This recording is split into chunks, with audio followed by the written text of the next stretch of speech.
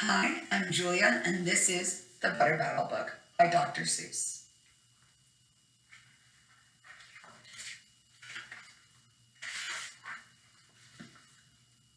On the last day of summer, 10 hours before fall,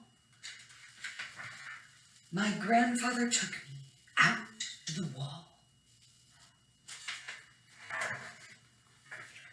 For a while he stood silent, then he finally said, with a very sad shake of his very old head, "As you know, on this side of the wall we are Yuks. On the far of the side of this wall live the Zooks." And my grandfather said, "It's high time that you knew of the terrible, horrible thing that Zooks do.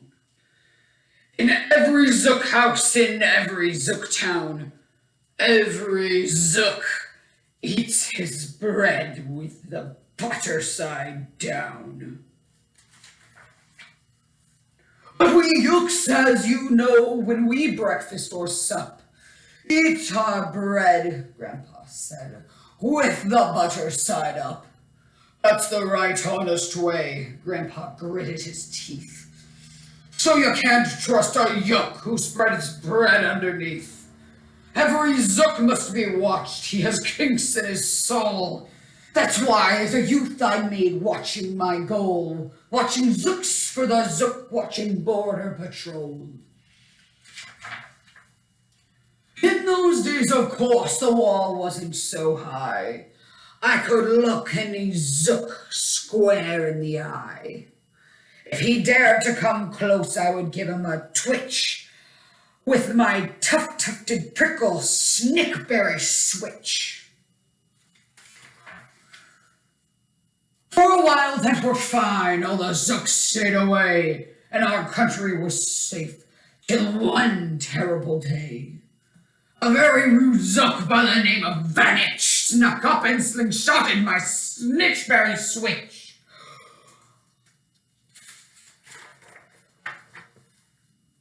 With my broken off switch, with my head hung in shame, to Chief Yukaroo I came in great sorrow. But our leader just smiled. He said, "You're not to blame. All those Zooks will be sorry they started this game. We'll dress you right up in a fancier suit. We'll give you a fancier slingshot to shoot." And he ordered the boys in the back room to figure how to build me some sort of triple slingshigger. With my triple slingshigger, I felt much bigger. I marched up to that wall with great vim and great vigor. "Right up to Vanitch with my hand on the trigger. I'll have no more of your nonsense," I said with a frown, "from Zooks who eat bread with the butter side down."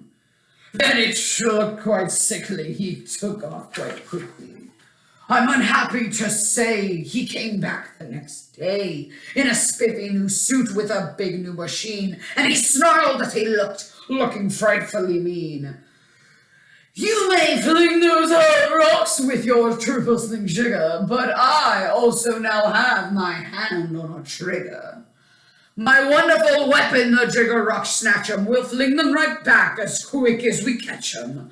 We'll have no more nonsense, we'll take no more gub from you Yuks, we who be bred with the butter side up." "I have failed, sir," I sobbed as I made my report to Chief Yukaroo in the headquarters fort. He just laughed. "You've done nothing at all of the sort. Our slingshots have failed. That's some old-fashioned stuff. Slingshots, my dear boy, are not modern enough. All we need is some newfangled kind of gun. My boys in the back room have already begun to think up a walloping whizzinger one. My bright boys are thinking they're on the right track. They'll think up one quick, and we'll send you right back." They certainly thought up a great one, they certainly did. They thought up a gun called the Kickapoo Kid, which they loaded with a powerful Pooadoo powder, and ants' eggs and peas legs and dry-fried clam chowder. They carefully trained a really smart dog named Daniel to serve as our country's first gun-toting spaniel. Then Daniel the Kickapoo Spaniel and I marched back toward the wall with our heads held up high. Well, we didn't do and we didn't die, but we sure did get worsted, poor Daniel and I. Vanich was there too, he said, the old pig. My boys in my back room invented this rig, called the 8-nozzle elephant tooted boom blades. It shoots high explosive sour cherry stone pits. It will put your Botuka on the fritz. Poor Daniel and I, we scared out of our wits. I raced to his office, the place was a sight. Have no fears, said the chief. Everything is all right. My bright backroom boys have been brighter than bright. They've thought up a gadget that's newer than new. It's filled with mysterious moo like a moo and can blow all those zooks clear to smell a moo. They've invented the Bitsy Big Boy Boomeroo. You just run to that wall like a nice little man. Drop this bomb on the zooks as fast as you can. I've ordered all zooks safe underground while the Big Boy Boomeroo is around. As I raced for that wall in my hand, I noticed every last zook in our land was obeying our Chief Yokaroo's grim command.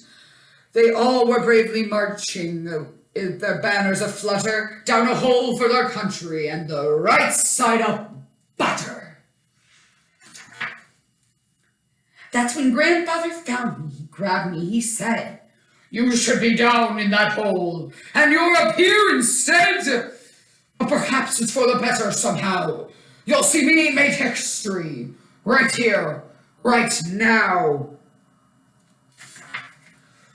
Grandpa leapt up with that wall with a lump of sleep, and he cleared his hoarse throat with a pompous bleep.